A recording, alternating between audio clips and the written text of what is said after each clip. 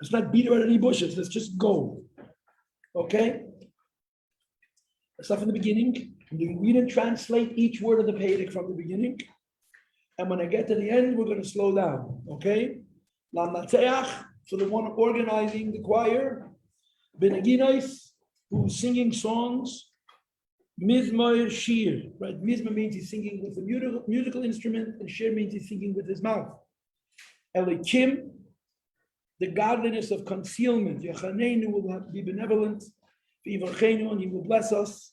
And more than both of those two, Yod Ponov, he's going to give us his face, his countenance. Itanu, that we should be with him and he should be with us. Shelah for all eternity. Ladas ba'odes darkecha, that the ways of Hashem, which means both the pathways of what we call the 10 spheres, and even the pathways of the 13 attributes of mercy will be known ba'oretz, in this world. B'chol goyim, and among all the nations, Yeshuasecha, Hashem's salvation will be visible, evident, revealed, seen. And as a consequence of this, Yiducham Malakim, all the nations of the world submit, acknowledge, Elohim, Yiducham Kulam. And all the nations of the world as a collective, as a unity, as an integrated one, submit HaKadosh Baruch Hu. This is the first part of the Pedic. Number 2, Yismechu v'yiram l'umim. The nations who are the most sensitive will rejoice and sing. Because they see that Hashem judges Amam, even the lowest nations, with righteousness and fairness. And the nations that are considered more perfect, Ba'aretz, in this world, Tanchem, he will govern and he will lead and he will direct, Selah for all eternity. And therefore the nations will again submit to Hashem. The nations will submit to Hashem as a collective, as a unit.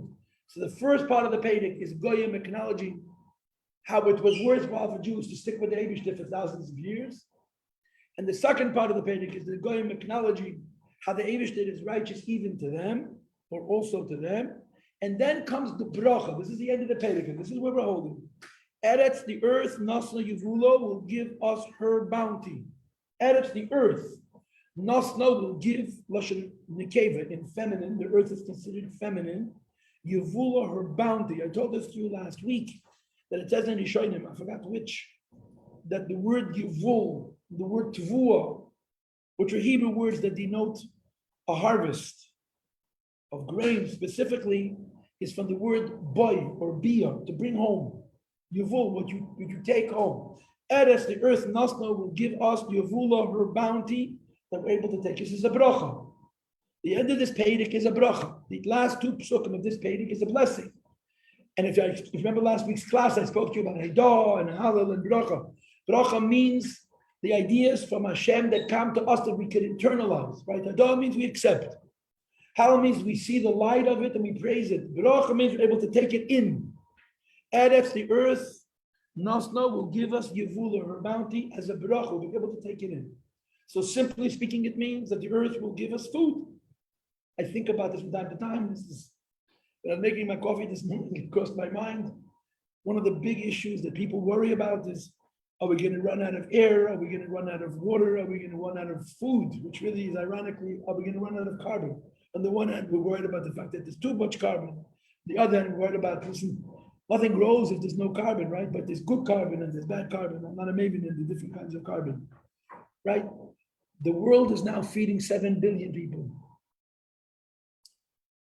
40 years ago, or 30 years, the world was feeding almost half that. How many people can the world continue to feed without it taken away from nature, from animals, and from so on and so forth? The answer to that question on a Das Tachten level, on an earth level, has to do with technology. There is technology now, today, as we speak, to feed twice this many people, 15 billion people. And the world won't say boo. The earth gives out her bounty. The Eibishter gave, when human beings, using science and technology, figure out ways of preserving water and preserving air and distributing air to the place where there isn't, and finding ways of using the earth in a renewable way, in a sustainable way, right, without denuding it, without making the earth into a desert. That's a bracha from the Eibishter. Yes, people use their seichel, and use their midas, and use their technology, and maybe they say, I don't need God, I can be my own God. They can say what they wish. But that's a bracha from the Eibishter, and that's this bracha, Eretz Nasli Yevula. The earth gives out her bounty in a way that there's enough for everybody. And then it's wait, but I want to say something else. Eretz Nasli Yevula, I just translated it very literally and very physically. That the Mashiach comes, there's a bracha, the earth gives out her possibility to provide life and to provide food and even to provide pleasure. You know, Siddur says, bread is for nourishment, fruit is for pleasure. The earth doesn't just give us enough to keep us alive, the earth gives us enough to have time of pleasure, to enjoy the Eibishter's world. But there's another time. Eretz Nasli Yevula means this. The word Eretz means earth, right? But the word Adama also means earth, right? And the word Tevel also means earth. The word Eretz has the same shoydish as the word Rotzen, will. And it says in Midrash Chazal, the Rebbe brings it in so many of his sichos and his maimonim. Eretz sherotzasa, the earth is running through the will of Hashem. So Eretz Nasna Yevula means on a Chassidus level, besides for the simple taich, on a Chassidus level, Eretz Nasna Yevula means that the earth gives us her bounty, her sense of desire. That's what it means. The earth gives out to us its want for the Eibishter. So in addition to giving us food, it gives us, the earth gives out her ratzon, her will to be connected to Hashem and to serve Hashem, and that's another bracha. It's a more meaningful bracha, it's a deeper bracha. Not only does the earth give us food and sits there quietly, but the earth gives out her ratzon, her will to serve Hashem. And then we finish. Yevarcheinu Elohim Eloheinu. The Elohim gives us the bracha. Elohim, as you know, means the godliness of concealment. And as I've emphasized in all of these classes, that the godliness of concealment doesn't mean bad. It means the level of godliness which is above revelation. This is Elohim, which is higher than Hashem. So here you have an unbelievable statement. Yevarcheinu Elohim Eloheinu, which means Helam Atzmi.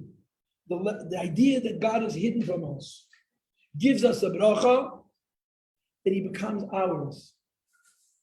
What's the word Elikim and the word Elokeinu? It's night and day. Elikim means the godliness of concealment. Elokeinu means my personal God. My personal God. Jews say this all the time. Elokeinu v'Elokei Aviseinu, my God, our God, the God of our fathers. Right? Who gave us the right to say mine? My God. It's in Tanya chapter 47. Avraham Avinu said Elokeinu, my God, because he gave his life away for Elokeinu. What did we do? We're fair weather Jews. You know, life is good. It's beautiful weather. The air conditioning actually works. Yeah, we're all watered and fed and clothed and comfortable. And we even have the pleasure of being able to be kvetches a whole day and a whole night. Yeah. How do we have the chutzpah to say, my God, Elokeinu, mine God? And I told this to you earlier in this sequence, that you could argue, you have to understand, Mashiach is going to come, one of the big Chiddushei Torah is going to be all the laws of the Goyim. The Goyim are going to have to learn how to keep Torah, their Torah, from us, or from our Rabbanim, from our B'dei Yisrael, right? Will the Goyim be able to say, Elokai, my God? Or would only be Elokim? To say, my God, you have to earn it. So Alter Rebbe asks in Tanya, Avraham Avinu earned it. What about the rest of us? Every Jew says, my God, every minute of every day. Baruch atah ad Hashem. We don't say Elokim. Say Elokeinu. It's mine. So the Alter Rebbe says, K'may Elokei Avraham. He says, Avraham Avinu earned it. We inherited it. A Yid says, my God, not because he has a right to. Not because he's worked so hard or she's worked so hard to personalize God for themselves that they can honestly say, my God. There's only one God, by the way. There's only one God. There's only one. But what right do I have to say he's mine? He's everybody's. But when I say he's mine, that means I said I'm his. Avraham Avinu had that right. We inherited it. That's the gift of being a Yid. But Goyim don't have that right. Hashem didn't give it to them. Hashem gave them certain mitzvahs. But if a Goy is going to say Elokeinu, he's going to have to earn it. In my imagining, I told this to you in the very first class that I gave you on this capital, that Goyim are going to have their own Yom Kippur. I don't know what it'll be. It's not going to be the same as ours. In my fantasy, in my fantasy, it's all it is, in my fantasy, that a whole year, they're never going to say Yud Kei Vav Kei, never. Havaya Yud Kei Vav Kei, they'll never say. But they'll say Elokim. And on their holiest days, they'll say Elokeinu. He's mine. I have a personal relationship with him. I'm his and he's mine. So this is the greatest bracha that the Eibishter could give us, as that the Eibishter is ours. Yerachenu Elokim, the godliness of concealment. Now, the way I'm explaining it to you, the godliness of concealment is higher than the godliness of revelation, right? Elokim is, the way we're learning it, Elokim is higher than Havaya. It's not light, it's essence. I hate to use those words, but you like to use those words, so we'll use them. Right? It's not God the way he relates to the world, it's God as he is by himself. We get a bracha. A bracha means something we can internalize from Elokim, from Elama Atzmi, from Hashem as he is by himself, that Elokeinu, Hashem himself is our God. He's ours, which means we experience him. And I explained this to you last week. Last week we had a pretty long class. I explained this to you last week. What this means is, normally for something to be revealed, it has to go from point A to point B. There's a sun and there's an earth. The light travels from the sun to the earth. But normally for something to be revealed, it has to be diminished. When a light goes from point A to point B, it's translated, it's modified, it's adapted to the point B, it's changed. There's one exception to that rule. And the exception to that rule is if Hashem is revealed to us not by shining a light, Hashem is revealing to us that we feel how we are one with him. Right? How could there be Gilui Atzmos? It's a contradiction in terms. Atzmos means God as he is by himself. Gilui means God as he relating to another. How could you reveal if it's not revealable? Remember, this was last week's class. How could you reveal the Eibishter who's beyond the whole concept of being revealed? And the answer is, if we find inside of ourselves where we're one with him. And that's the meaning of these words. Yerachenu Elokim, the godness of concealment gives us a bracha, Elokeinu, that he becomes ours, which means that we even experience the Eibishter as the Eibishter is by himself. That's the title of these words. That's how we're learning it. Okay? That's the second bracha. And I'm reading the next pasuk. If you want to stop and question me, you're welcome to. Otherwise, I'm going to go continue moving. Yevarcheinu Elokim, the godliness of concealment is going to give us a bracha, another bracha, a third bracha. The first bracha is Eretz Nasni Yevula. The second bracha is Yevarcheinu Elokim Elokeinu. And the third bracha is Yevarcheinu Elokim, that the God of concealment is going to give us another bracha. And what is that bracha going to be? V'yiru oisei kol ha'se'eretz. All the people in the world, till the Ephes, to where the world is nothing, to where the world ends, to the very edge of the earth, are going to see Elokim. Meaning that this bracha of Elokim being Elokeinu, this bracha, that the godliness of concealing being something which is personalized to us, is not limited to us. But v'yiru oisei, it's seen by all the people in the world until Ephes, until nothing, until there's nothing left, until there's nobody left over. So there's nothing beyond it, to the very edges of the earth. That's how you touch this person. The Eibush is going to give us a bracha. The godliness of concealment is going to give us a bracha. The Yiru Aisai, that the Eibush will be seen to the edges of the earth. That every person, Yid and non-Yid, is going to see the godliness of concealment. But of course, I can never leave anything simple, right? If I left something simple, I would lose my job, right?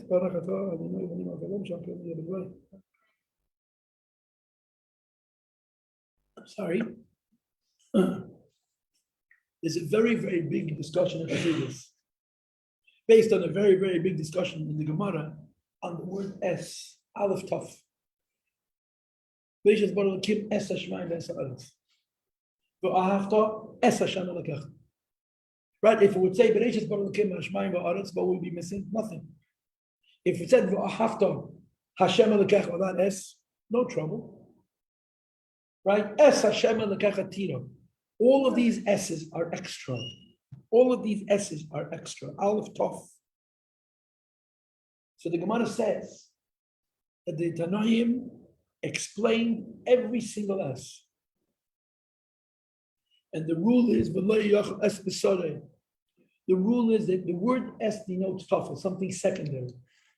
For example, so there's the heaven itself, and then there's es. What is secondary to Shemayim? What's secondary to Shemayim? The stars and the planets. There's ha'aretz, the earth, and the es includes people and animals and plants and minerals. Understand? So the es, the word es adds something else. Well, after es Hashem Elokecha, you should love the Eibishter, and there's an es. Es Hashem Elokecha Tira, the Gemara says it's a controversial Gemara, but the end of it, Es Hashem Elokecha Tira, the Rabbi's Talmidei Chachamim. It says Hashem Elokecha Tira, you have to fear God. But because you have an S, it means you have to fear somebody else besides for God. And this goes on Talmidei Chachamim, the people who study Taylor, Man Mal Kerabon. You understand? But there's another, so that's how the word S is always understood to mean something extra. But in Hasidus, they explain it different a little. Not contradictory, but there's a different angle. Instead of saying that the word S means adding something is secondary, it means that it makes the secondary buckle to the primary, it makes the secondary subservient to the primary. For example, it says there's two psukim in Tehillim. Yiru es Hashem and Yiru me Hashem. Yiru me Hashem, you should be afraid of Hashem. Yiru es Hashem, afraid of Hashem. So in Chassidus it says that Yiru me Hashem is Yiru Tata, the lower Yiru, and Yiru es Hashem is the higher fear. Why? Because the S means that he who fears is completely buckled to Hashem. And that's how we translate it. Es Hashem Elokecha, you should love the God. You have to love Hashem in such a way that you are S. You're tuffle to him. So it's a different read, it's a different translation. In the Gemara, the S adds something which is secondary. Chassidus, it says that he who is doing the act becomes secondary to the primary. So after Es Hashem Elokecha, right? Yiru Es Hashem, Yiru Es Havaya says that we fear Hashem in such a way that we become secondary to him. Did you understand? If you don't understand, I'll explain it better. Did you understand or not? Yeah. Good. So now go back to the pasuk. Yevochenu Elikim. The last bracha that Elikim gives us, that v'yiru oisai, that we should see Hashem in such a way that we're es. The shayrish of the word oisai is es. That we are completely secondary to him.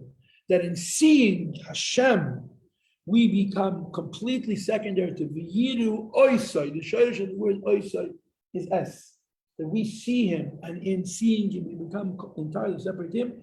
Kol afsei. The word afsei means gonish, nichiva, nothing. The ganze gonish from the belt, the whole nothing of the world. Now the translation that the Mefarshim bring is that till there's nothing left, till the edges of the earth. But you can translate as the whole, how in the whole world is nothing. And kol after means that the whole world appreciates its nothingness against the V'yiru Oisai. You follow? Or to add Nachakvich. Again, this is another thing that I talk about a lot. The word kol. We exploited the word kol in this Pedic a lot. Right? Yiducha am Elokim, Yiducha amim, kulam. Twice, kulam. How do I translate the word kulam? How we're all different. And we all need each other. And if we can get together and not feel like one person is extra, one person is no good, but everybody sees how we need one another to be a whole. The Yiddish say, "Call off that there's a state of oneness amongst the great diversity within the Eibishter's earth. That's the bracha. Yevarchenu Elikim is a final bracha of Hashem Elikim that reaches not just Yidden, but the whole creation. The Yiddish say we see Hashem in such a way that we become secondary to Him. Call off the whole world as a collective. And like to finish on a Hasidic note, the ganze garnish from the world, the whole nothing in the world. I'll tell you a story about nothing. By the way, nothing is not nothing at all. It's an awful lot. In mathematics, they worry about the number 0. What kind of number is it? What is nothing? The Rebbe said, we're going to Shavuos. This week is Shavuos. It is Mittwoch. Sunday is Shavuos. Tomorrow's Red Church Magwala. You can take a haircut, you can make a chassan, you can listen to music. Tomorrow. Yeah, why not? Tonight, tomorrow. Tonight? Why not? Why yes? Thursday, Friday, Shabbos. Really? 3 days. Yeah. You have to ask Rabbi Majeski, but as far as I know, yeah. Some people say wait till Thursday. Boys need to wait also. What happens, girls? No, boys need to wait forever. Yeah, girls. So. But Erev Yom Tov is Shabbos this year. Erev Yom Tov is Shabbos. So, listen, the biggest Avedi is doing cutting here tomorrow. Cutting it to ministry friends. The bigger Avedis, like cutting you here today. But you can listen to music, for sure. I've done this weddings tonight in all the halls and Crown Heights. Now, so the Tzemach Tzedek was a Rebbe, was a big Rebbe. And he had many Chassidim. Menoga Chassidim. He had many Chassidim. And among his Chassidim were very great people. Big Rabbonim. Some of the biggest Rabbonim in Russia were Tzemach Tzedek's Chassidim. Pesach, they couldn't come to the Rebbe. Tishrei, they couldn't come to the Rebbe. Pesach, they couldn't come to the Rebbe. Tishrei, they couldn't come to the Rebbe because they were busy with the Rabbonis. So they came Shavuos. So in Lubavitch, Shavuos is called Chag HaMatzos. Matzos is not just Pesach, yeah? But in Lubavitch, everything is upside down. The reason they called Shavuos Chag HaMatzos is because a Rav was called Mem Tzaddik, Matz. Mem Tzaddik is Rosh Tevis, Moire Tzedek, teacher of justice, teacher who's righteous. So a Rav was called a Matz, Mem Tzaddik is an abbreviation. So they called Chag HaMatzos. All the Rabbanim came to the Rebbe for Shavuos. And by the Rebbe also, every year, I mean, even now, you'll see, walking through Crown Heights, the Rabbanim from the whole world, they come to the Rebbe in Tofshin Pei Beis. Now, they come to live from all over Bertisrov, from other places. They come to be the Rebbe for Shavuos. But it's a Tzedek, they were Gdeli Rabbanim, Groiser Rabbanim, big Rabbanim, real serious Rabbanim, Goinim, B'nei Torah, London, who were Yeshu Mamidin, their communities, congregations, cities. But when they came to the Tzemach Tzedek, they were all Chassidim. So imagine a Rav. In the old country, in Russia, they would call a Rav a Rebbe. Every Rav was the Rebbe.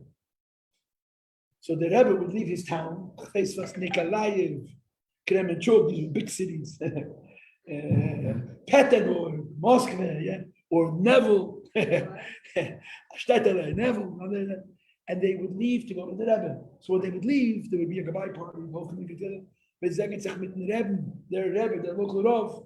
And a lot of the Chassidim who couldn't afford to travel to Lubavitch would give the Rebbe letters and pidyanis that he should bring to Lubavitch for them.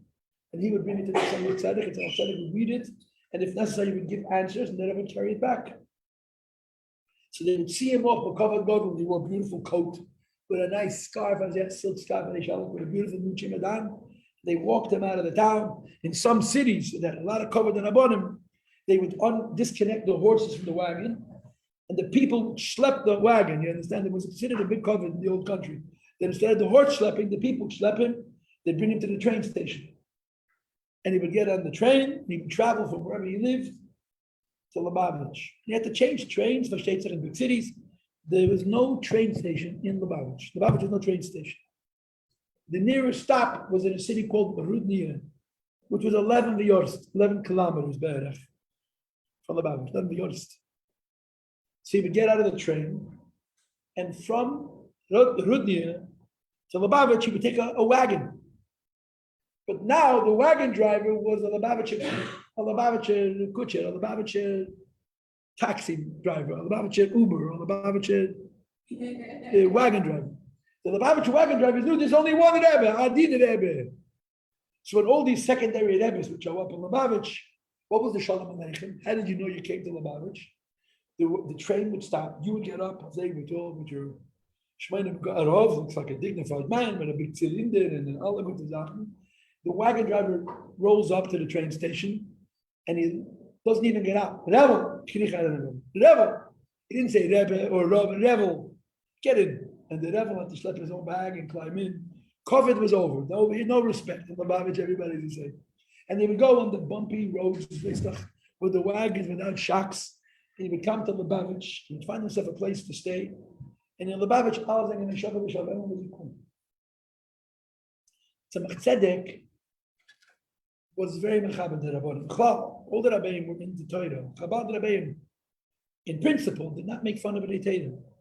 Yidus and Gekent Lenin, Talmidei Chachamim were in Chabad very chashuv, always, even if they were not Chassidim. And certainly the Chassidim.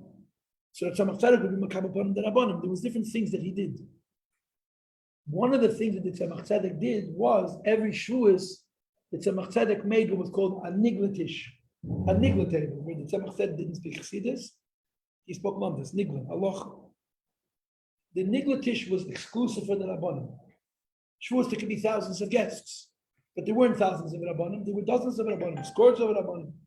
And there would be a tish, the Rebbe said there'd be a tish, just for the Rabbanim. The nigletish was the milchik meal. The first day Shavuos we eat milchits, but there's different customs, right? We don't wash for the milchik meal, you make a mizbenis, and then of course you bench, and then you wait a little bit of time, and there is an hour, and then you wash and eat fleishiks. The milchik meal was called the nigletish. So all the Rabbanim came into the Rebbe's house. I understand that some Tzedek's Rebbe prepared milchiks, whatever it was, glintzes, whatever they ate. And the Rabbanim would sit around, and the Tzemach Tzedek would sit with them. They would eat together. And the Tzemach Tzedek would raise an issue on his own. He would raise an issue in Nigla. He would speak in halacha and Nigla. And I'm sure there was some kind of a discussion. Sitting by the table were all the Rabbanim, the guests, and all the Tzemach Tzedek's children. Tzemach Tzedek's sons were very, very big go'inim. And most of them, or all of them, lived in the Lubavitch. Most of them lived in the Lubavitch. So with the Nigletish, they also sat in. And it was a very beautiful Heimishe Fabrengen for big, big Talmidei Chachamim. So one year, the Tzemach Tzedek took a glass, and they had on the table all kinds of spirits, alcohol, intoxicating beverages. And he put into this cup a little bit of each type. A little whiskey and a little vodka and a little bourbon and a little. It was noxious. It was impossible. It was so bad. He made a concoction with different kinds of drinks that don't go together. You knock that down and your stomach is a So he filled his glass to the brim. And he turns to one of his sons. Says, drink it. Now, if the son didn't see what was in it, maybe he would have drunk it, but he just saw what his father did and says, this is not for you. A person can't drink this. It's not possible. So he gets to another one of his sons, here, drink it. And then when he offered it to a bunch of people, and every one said, I decline. At the end of the table was sitting a very choshev Rav, a big Rav. He was a big chassid. He was a big oivid. The Mittler Rebbe said about him that he's one of the two chassidim that I got everything out of him that I expected. In Avodah, in Ruchnis, in Avodah Hashem. His name was Abnata, Nun Tes Ayin. He was a Rav in a city called Malstrietsne, something like that, Malstrietsne. A 5-syllable Russian word which I can never pronounce. He was a Rav, he was a Chacham, he passed Kajalis, but it was Yidu Davin, Yidu worked in his Midas. And the Dikini was his bit layesh. He had zero ego. You could run him over, he wouldn't even notice. He had no ego at all. He was a real chassid. So after the Tzemach Tzedek offers this drink to a bunch of the chassidim and nobody wants to touch it, so the Tzemach Tzedek says, Git is noten. Not is ayin. When ayin is neise hafchen, he spoke in Yiddish. He said, give it to note. Nun tes ayin, that was his name. Note is ayin. What does ayin mean? Nothing, not efes. Ayin is also a madriga. And ayin can tolerate contradictions. So they sent the cup to the back of the table. And they said, not that the Rebbe said he to drink it. So he drank it. What he did after, I don't know, but the Rebbe said to drink it, he drank it. So then the Chassidim said, you heard, the Rebbe gave you a big compliment. The Rebbe said that you're in the Madriga, right? So you know what his reaction was? Yeah, Gornish, Taka Gornish. He's right, I'm talking nothing. He didn't hear a compliment. Yeah, Gornish. So you could touch the word af say that way also. The other way, say Kolaf Sayonat. The whole Gornish, the whole nothing of the world. You see, in Chassidus, you learn that when Hashem is revealed in the world, one of two things happens. Either the world showed itself to be nothing, or the world showed itself to be Hashem. But in either case, the world has something which is separate from the Eibishter is Efes, is Ois. You understand? You know, Ois, they call us the whole world sees it, and then the world is Efes. Vanished, nothing. Ois. We're done, finished. The people finished. It took 30 minutes, half an hour. So I want to just say this. This is the end. We're doing this how many years? I don't know, 10 years. This is the end of the first step of davening, which is called Beres HaShachar. In Yiddish, you call it von Foren and Korbanis. Funfara means what you say before davening. And karbanos means karbanos. You read about the karbanos. And you know, as I've told you so many times, that this entire stage is called the world of Asiyah. Right? The next thing we're going to learn, which I'm going to leave for next year. I don't know how many more weeks we have, but I'm going to go back to the Chumash a little bit. How many weeks do we have left? 2? Okay, so I'm going back to Chumash. Remember Chumash, we learned good to Sichas. I'm going to dedicate those 2 weeks to today, to Beis Sivan. Why? That's what we're holding. This next week. This week and next week. Yeah. So you have only 1 week after today. Okay, whatever. I'll figure something. I'm leaving the Shem Yuchot for next year. That's my plan. Okay, you're welcome to come back. You're welcome to get married. You're welcome to have children. You're just not welcome to have not a good life. You have a beautiful, healthy, successful life. For all the brachas of the Eibush, the Mamish B'Tei Nidim and Nigla. He could, if he wants, it could be perfect by everybody. Yeah, he has this Eibush, just too smart. Eibush. I don't know. And he keeps secrets. He keeps secrets. He never tells us what he's thinking, so we don't understand. We live with Simcha B'Atzlacha. Simcha B'Atzlacha. Okay, so anyway, so this whole section from Matoivu, Areni Makabel, till now is Asiyah. In understanding the first half, we called Funfarent, what's before davening, Areni Makabel, Vani Beren Chaster of Visecho, Vanis Vilchon Shem Esratzen, Adoin Oilon, Vayiyachan, Oilem Yadam. This is called Yiddish, Funfarent from before davening. And there's Karbanos. We read about the Karbanos. Then we read about Hoidim. This is the end of Asiyah. Now we're going to move up to Yetzirah, which means everything is going to shift. How is it going to shift? To use the language of last week, this section is called Hoida'ah, submission. The next section is called Halal, to praise, to illuminate, to shine the light of Hashem. We'll get to it and we'll sit on it and we'll wallow in it and we'll exhaust ourselves and maybe we'll bore ourselves. But this is the whole new Madrega. Now, what's the difference between Asiyah and Yetzirah? What's the difference in Kabbalah between Asiyah and Yetzirah? The difference is Asiyah means you live in Hashem's world and you cannot see Him. That's why the Gemara says that if you live in the world of Asiyah, it's like you're worshiping idols and you're not doing an Aveda. You're worshiping idols, but it's not an Aveda.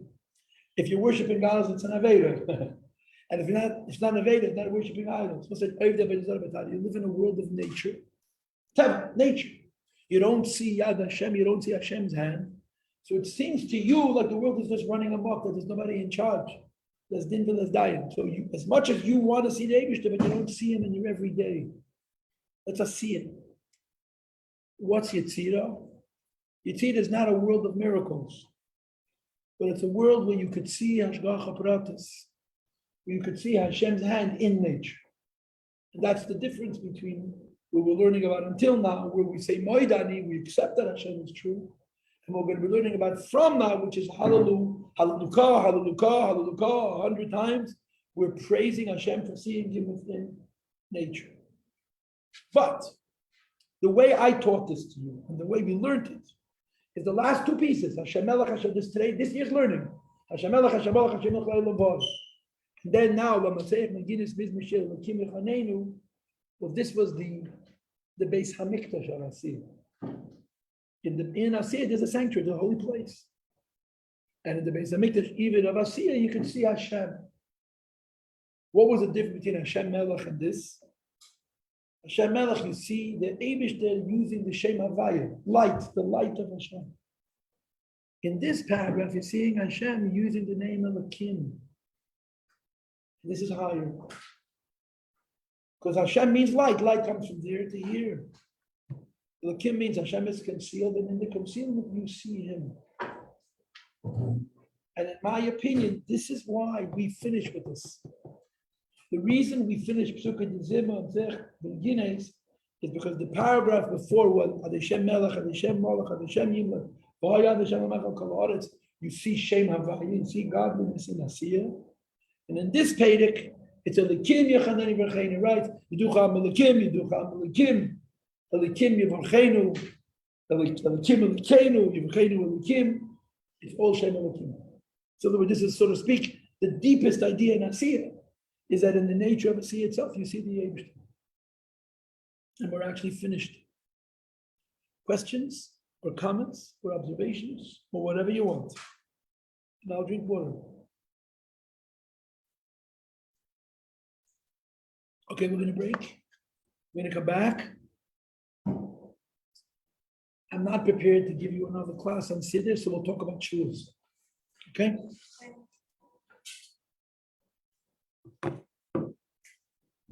5 minutes. Let's see if we can do that. Yeah?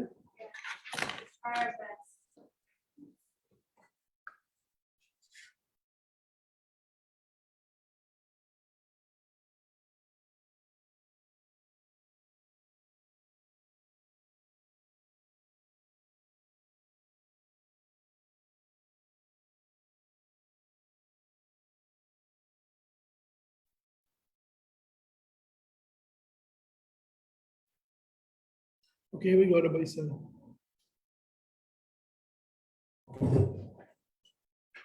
This is just a class, okay? It's before Shavuos. And, we finished the Siddur,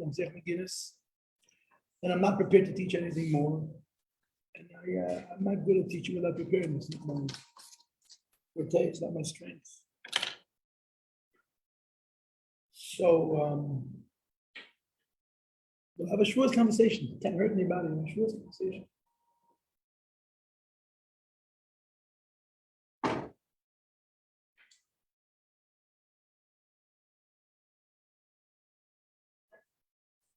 Mm.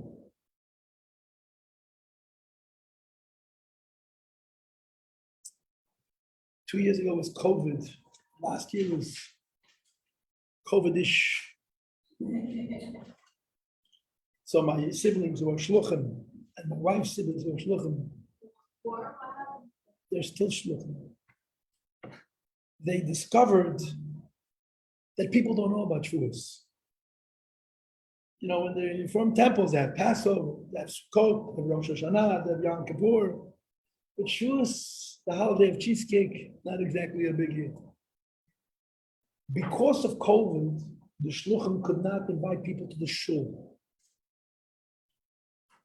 So they sent out cheesecakes to every home. It's not a cheesecake. And for many, many Jews who are affiliated with Chabad, it was the first time the Shavuos hit them. The first time they noticed that it's a Yom Tov.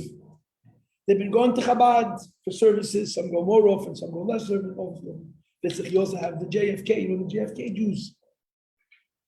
Just for the Kiddush. Yeah, you have all kinds of Yidden. Just for the Kiddush, yeah. Okay, just for the Kiddush. But when you come to shul, you don't necessarily pay attention. The rabbi speaks till his kishkas come out about the 10 Commandments and the children. When you deliver cheesecake to a person's house and the cheesecake tastes good, then you have to burn off the calories and you're lactose intolerant, so you're not supposed to have it and all the other stuff. So you can't not get it. So there was such an awakening by thousands of Yidden across America from all the shluchim who sent them cheesecakes. Hey, this is a holiday. How come I didn't know about this one?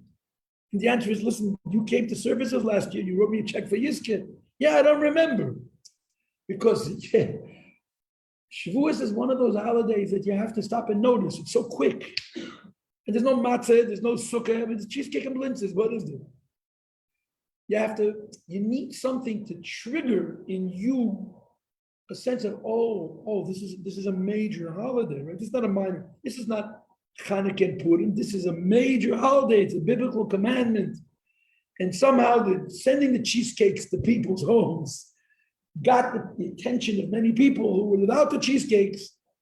They somehow missed it. They didn't get it, And of course, this speaks to the fundamental teaching of Chassidus, of Amaisa U'ikeh, right? The Rebbe teaches that the most important thing is the action. Right? So what's the action? Right?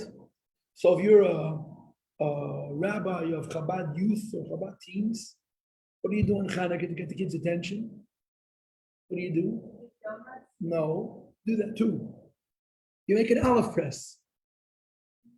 You bring all the kids in, and you bring real olives and a real press like in the olden days, and you squeeze the olives and the oil comes out. You say, this is Hanukkah. And then the kids remember. Right? Before Rosh Hashanah, you make a shofar factory. You find a ritual, a behavior, an action that children can do that forces them to pay so much attention that they shouldn't forget this. Now, I don't know if for Yom Kippur, maybe they take them to a bee farm and they collect honey, but there's always a way to do a maisa, an action that is so distinctive and so attention-getting that the kids say, oh, this is something, you know? And that's the trick of a Chabad house. I don't know what they do for Purim. Maybe they make together, physically make a hamantash, you know? The Megillah readings, putting them to sleep, or if you can figure out how to make a Braga factory. I don't know if Shluchim are doing that just yet. Right? What's Shavuos? Shavuos is cheesecakes. Now you can laugh and say, really? That's Shavuos cheesecakes? It's a joke. Shavuos cheesecakes. You're supposed to eat milchets. You can be eaten with a spoonful of cream also. No, there's no halacha of how much cheese you have to eat. You know? You don't have to. No, you don't have to. Many days, what's a custom? But the cheesecake that you bake, you make all the effort to make it, right? And in the olden days, no, ask Rabbi Shaila. In the olden days, remember, it was much more complicated than today, right? Many people today, including myself, my wife, we have a mechaka oven. For many Jews, there's no such thing as a mechaka. Who can afford 2 ovens? Who can afford 3 ovens? So for many Jews, they had 1 oven. That oven they baked challah. That oven they baked cake, but the cake was fleshik. Because in that oven they put their cholent every Shabbos. The people in the olden days made a cholent, they didn't have it on the fire. They put a pot, they put whatever they owned. Poor people, whatever they owned, they put into the cholent. They put it into the oven. They came back in the morning. They picked it up. In the old shtetl, every bakery, Friday, people came to the bakery and they put their cholent in the oven. They had an eidah you could carry. And Shabbos morning, you went back to the bakery. And when you took your cholent, you put a cholent. Smelled like an eidah. Tasted delicious, and it was made from garbage. Whatever the people, poor people had poor cholent. This was they ate. Came to Shavuos, you had to kasher the oven. Had to make it kosher for milchus. Halachically, you're not allowed to change an oven back and forth fleshix to milchus. Today, the better ovens have what's called self-cleaning. Self-cleaning oven goes to 550 degrees. And it's libur, meaning it doesn't only clean out the taste, it literally burns off if you have drip. Drip, you know, sometimes a tray has a hole and it drips. You self-clean your oven, you come back after you open it up, it's dust. It literally burns it out. Leaving gum, it's mamish kashening. You're not allowed to change an oven back and forth because we're afraid that one time you're going to make a mistake. But for cheesecake, you're allowed. Once a year, it's a special dispensation in halacha that because there's a Jewish custom on Shavuos to eat cheesecake, that you can kasher your oven. This was the big shaila that the Rabbanim had. Because the Rabbanim went to the Rav for Shavuos. The shaila that the Rabbanim dealt with, how do you kasher my oven? From fleishiks to milchiks, and then after Shavuos, you have to kasher it again, from milchiks to fleishiks. The point is when you do a nice ritual, you don't forget. So halachically, cheesecakes is no big deal. Spiritually, cheesecake is a lot garnished. I mean, what's Shavuos? Shavuos is Torah. For the Misnagid, it's to learn Torah. For the Chassid, it's to remember that the Torah comes from the Eibishter. But it's not cheesecake. But cheesecake is life. You know, cheesecake, a guy once told me, show me a beautiful shul, multi-million-dollar shul. Says, this shul was built on cholent. How do you build a shul on cholent? He says, the people who came to the shul, they didn't come for the Dvar Torah, they didn't come for the sermon, they didn't come for the daven, they came for the cholent. For then one a groise shul. There are Yidden, Yiddishkeit is built on cheesecakes. You see, and you're not allowed to laugh because it's not funny. It's earnest. It's very serious. My brothers told me on the group, on our family group, that so many people who came every Shavuos to shul didn't know what Shavuos was until the cheesecake was delivered to their door. So I said, oh, cheesecake. Cheesecake. What's cheesecake? Why am I eating cheesecake?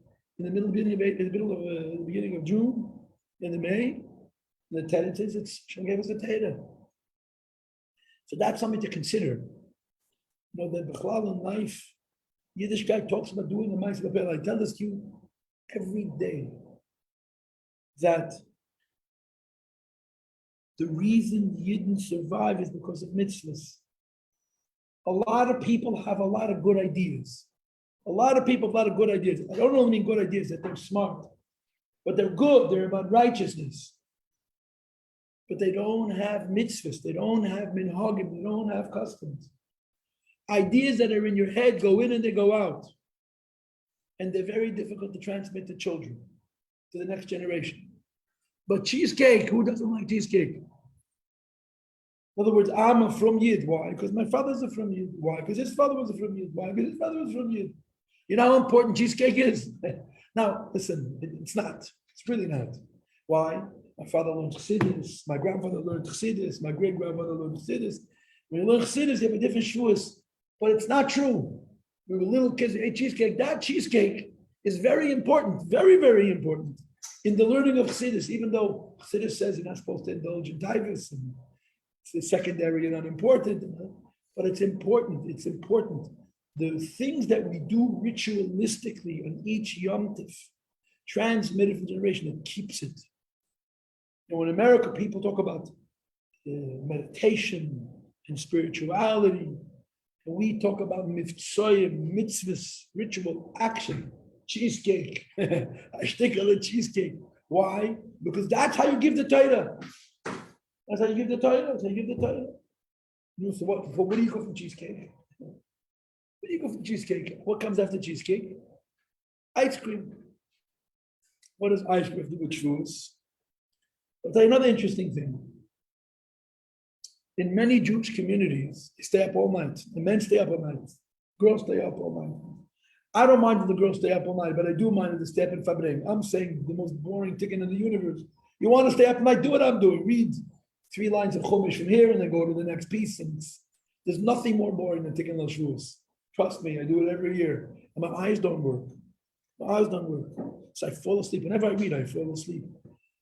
It's torture. Tikkun Shavuos used to be a 2-hour affair. You knock it off and you have 3 hours to learn. For me, it's literally 5 hours affair because I fall asleep and then I forget where I'm holding. So I start from the beginning of that page. I fall asleep on the same page. I read it a third time and a fourth time. So I made myself a very, very large. I printed out this big. I fall asleep on that too. So it's Gehenim. So if you want to stay up all night, do what I do. Read Tikkun. Don't fabreng and talk about how wonderful you are. Do what you're supposed to do. The spiritual equivalent of cheesecake. Read all those boring words, hundreds of pages. Tikkun Shavuos. You stay up all night. So we go to sleep and get up and daven. In many communities, 5 o'clock in the morning, they make a minyan. It makes sense. You're up all night learning. You're in a heightened state. And you go to sleep, you're going to wake up and be fashlaf. And so the Rebbe holds that you're better off going to sleep for 5 hours and getting up and davening, because a better kavana than staying up and davening right away. But not everybody listens to the Rebbe. So in many communities, 5 o'clock in the morning is a minyan. By 6:37, it's over. They go home. They have right away in the morning a stick of cheesecake with a blintz. They go to sleep. They wake up at noon and they eat a good meal and some achaya. What happens as a result? The women and children are most likely to miss going to shul the first day Shavuos, more than any other day, even the first day Pesach. Because Pesach, you don't stay up all night. You simply finish the Seder, then you go to sleep. Shavuos, you're up a whole night till the morning. So in many frum communities, even women who go to shul every Shabbos and every Yom Tov, the most likely shul to miss is the first day Shavuos, and especially children. But the Rebbe spun it around and said the only time in the year that everybody must be in shul is the first day Shavuos. Why? Because Hashem is giving. What happened? Hashem gave us the Torah. It was men, women, and children. Matan Torah was not for rabbis. Matan Torah was not for men. Matan Torah was not for adults. Matan Torah was for Jews. You're Jewish and you're alive, show up. Right? You know what we call that in our culture? We call that hakel. Have you ever heard of hakel? Yeah, if you've not around the Babich long enough, next year is hakel. You'll be hearing it because coming out of your ears. Hakel has a trademark. Anoshim, noshe, v'taf. Hakel is men, women, and children. No differences. Why? Because Hakel is not about knowledge. It's not about information. If anything you do that has to do with knowledge and information, so the more school join, the less school don't join. I remember once the Rebbe gave out a pamphlet to everybody to learn. And he said he's giving it to boys over the age of 12 and not younger, girls over the age of 11 and not younger. I got in line. I got such a pamphlet from the Rebbe. The Rebbe handed me the pamphlet, looked into my eyes, and said, "Hatzlacha different learning, a successful learning." A year later, the Rebbe gave us another kuntres, but this time he gave it to everybody, including newborns. And when he handed you the book, he didn't say successful learning. He handed it to you and didn't say a word. The first was Talmud Torah, the second is Hakel. And in the Chumash it says, the purpose of Hakel is Yiras Hashem, to fear God. Not to study Torah, to fear God, to have a relationship with God. And when it comes to that, the biggest adult and the smallest child are equal. So Hakel is once in 7 years, right? Matan Torah is called. The event of God coming down on a mountain on the 6th of Sivan in the year 2448, the year of the Torah, is called in the Bible, in the Chumash, B'yom HaKohol. Pashas V'aschanan in Dvarim. B'yom HaKohol, the day of the congregation, the day of the community, the day of Hakel. Matan Torah was Anoshim, Noshim, V'taf, men, women, and children. Hashem didn't teach us Torah, Moshe did. Hashem gave us himself. The 10 commandments were not about the 10. My joke for this year is, what's the proof that David is a Misnagid and what's the proof that David is a Chassid? The proof that he's a Misnagid was he came early. But instead it was early in the morning, the people were sleeping, David shows up. Where's the people? They're sleeping still. They were Chassidim. What's the proof that David is a Chassid? David gave a shiur. He gave a lecture. 10 commandments. Not one Chiddush. Now, one piece of new information. Every single one of us said is a difference we got before. What kind of Rosh Yeshiva is that? A Yeshiva comes to the yeshiva, he invites all the Talmidim, all the students, he gives a class. Say the whole point of a shiur to say anayis, something that you haven't said, no one ever thought of. You have an original way of looking at things, an original way of interpreting things, an original way of clarifying things. Hashem has nothing new to say. What kind of Rosh Yeshiva is that? You know what the answer is? Hashem came to give us the shiur, not to give us information. He came to give us the shiur, to give us himself, his presence. And boy, was that new. No one ever experienced that before, and no one will ever again experience that after, even after Mashiach comes. But there's once, never again. And he gave us himself. And this is why it's men, women, and children. So what does this have to do with ice cream? That the Chavre make ice cream parties. They go to every community all over New York, and wherever Chassidim are, they go and they find Yidden.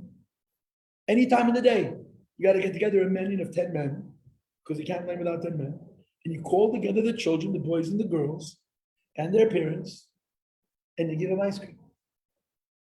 And you read the Sefer Dibros.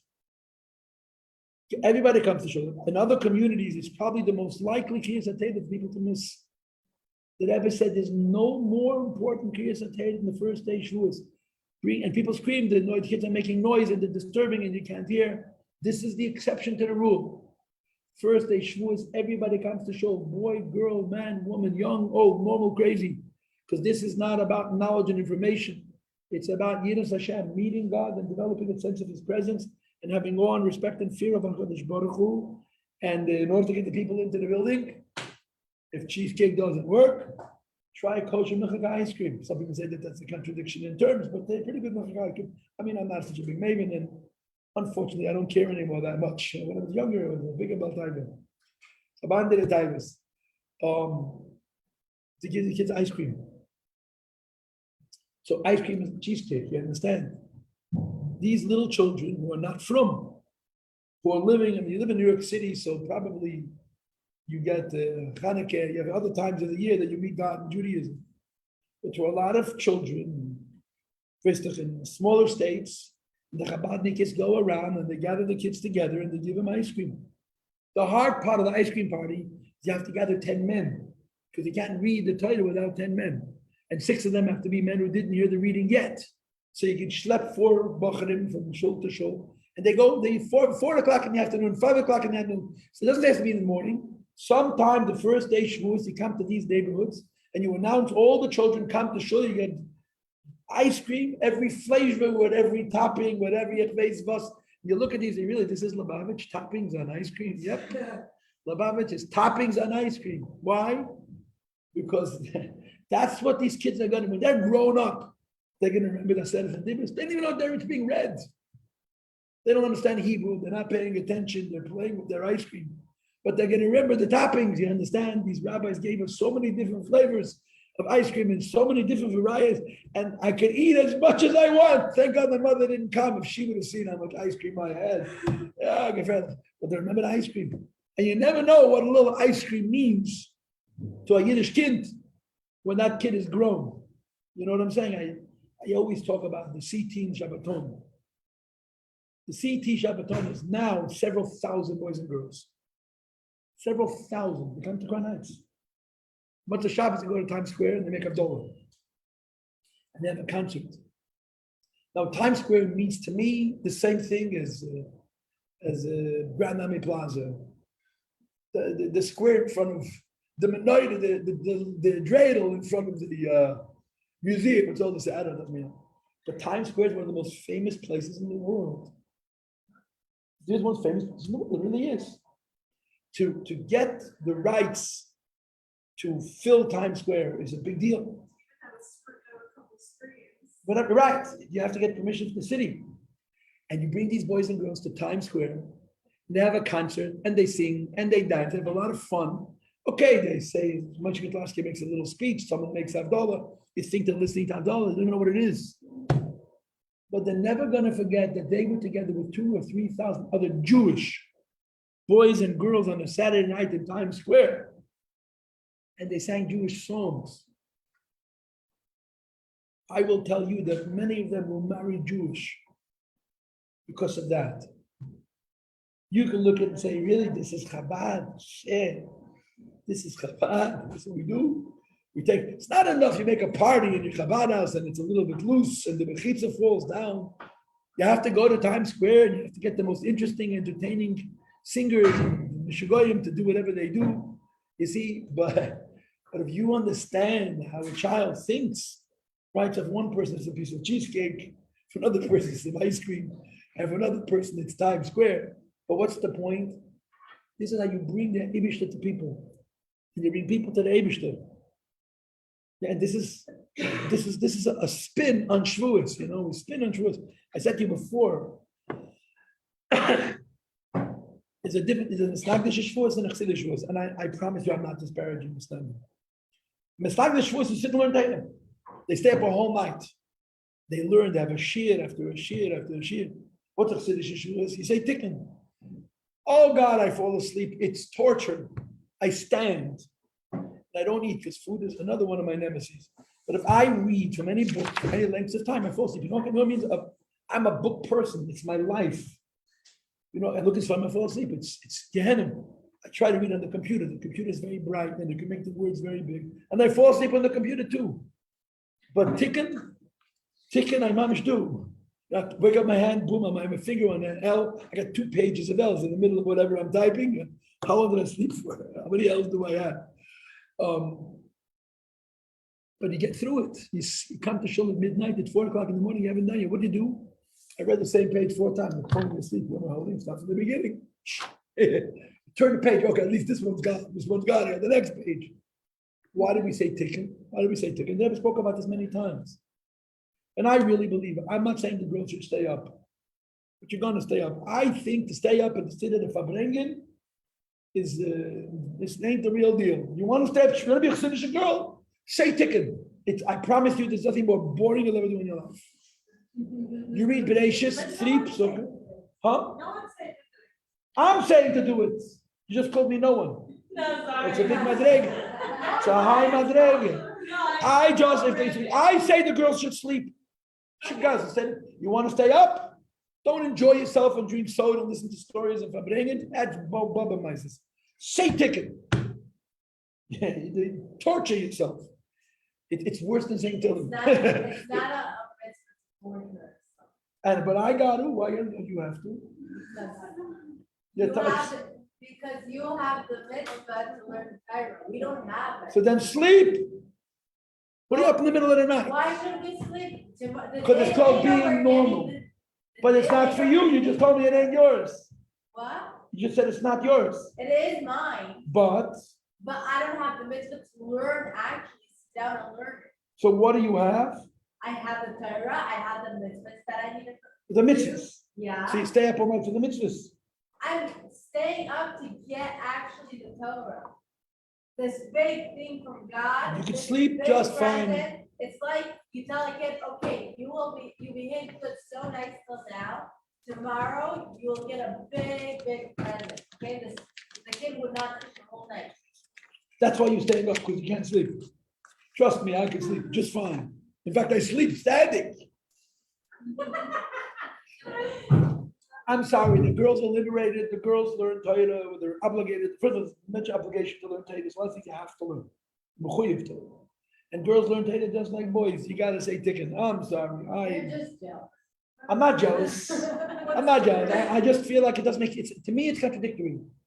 I don't like when they make girls into bachrim. I don't think it's what they're supposed to be. I don't believe girls are supposed to be bachrim. Supposed to finish girls, but they're girls. They're not bachrim. And if you're going to be a bachrim, be a bachrim. So say tikkun. Say tikkun. That's my opinion. Wait, but tikkun is somebody wrote a book where you read a few psukim from the beginning of Bereshis, a few, just enough not to enjoy it. Then you read a few psukim from the end of Bereshis. Then a few psukim from the beginning of Noach, a few of Noach. Every single parsha, there's 53 of them, 54 of them. A few psukim of Lech Lecha. Some pieces you read the whole story, like you read the whole creation account. You read the whole story. Tzis Mitzrayim. The Seder Satibis, they let you read all 10 of them. You know what I'm saying? But the rest of it, you have a few psukim. When you finish the whole Chumash, then you go through every sefer of Tanakh. A few psukim at the beginning of Yeshua, books I don't even know about, yeah? And the whole Tanakh. And the first capital Tillim, the last capital Tillim, I think they make it a coffee test just to keep you exhausted. When you finish with the whole Tanakh, you go through every Mishnah. The first Mishnah in Brachas, the last Mishnah in Brachas, the first Mishnah in Peyah. It's 63 Mishnahs. Wait, when you're done with that, then they give you a big chunk of Zohar to read, which of course is wonderful since we all know Aramaic. And on top of that, they give you like a half the Sefer Yetzirah. You got to read the whole Sefer Yetzirah. It's mamish exciting, Sefer Yetzirah. So much fun. It's Hebrew, it might as well be Greek. And you finish with the Sefer Yetzirah, and you finish with the Zohar, then you read all 613 mitzvahs. That's the only part which actually makes sense. But it's pages and pages. To have a lot of children, lifers, little babies, all sorts of mitzvahs. The Sefer HaMitzvahs basically, just the mitzvahs, all 600 mitzvahs. And when you finish, you read a couple more zayas, and then you go to the mikveh, and then you stagger home, and whatever. You say B'chas HaShachar, because you don't want to miss kishma the next morning, and then you have a shtick of the cheesecake, and then you go to sleep. Don't ask, this is tikkun. You say the whole Torah, basically. You summarize the whole Torah, the beginnings and the ends of each piece. The whole Tanakh, the whole Mishnah, and the Zohar, and the Sefer Yetzirah, and then all the mitzvahs. So wait. Why do we do this? So the Rebbe says, because Torah has two parts.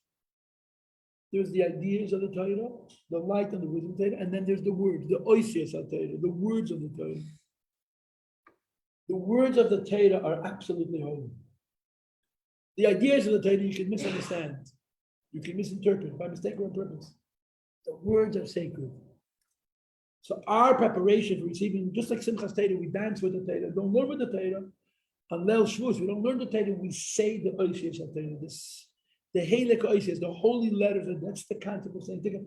That's how the Rebbe explained it. Just like when little kids go to Cheder, they say Kom, it's Aleph, or they don't just say Om. You pronounce the holiness of the words and the letters. So the night of Shavuos, we say Tikkun. Just read Bereshis, Noach, and Lech Lecha, Vayera, and oh my God, and I can't take it in my stomach. When I'm holding it, I fall asleep. I can't tell you how many times I've read the same page of Tikkun because I fall asleep almost near the end of the page, but I forgot where I all this stuff in the beginning. And I'm 3/4 way, I said this already, and then I fall asleep again. And you wanted to say something.